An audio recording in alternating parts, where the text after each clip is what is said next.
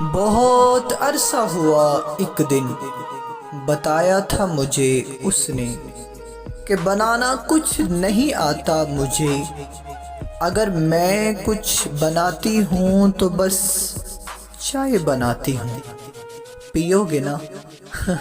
اور میں اس بات پہ مسکراتا ہی رہتا تھا کہ بنانا کچھ نہیں آتا، اگر تم کچھ بناتی ہو تو بس چائے بناتی ہو۔ بھائی مجھے چائے سے الجھن ہے، الرجی ہے، نہیں پیتا۔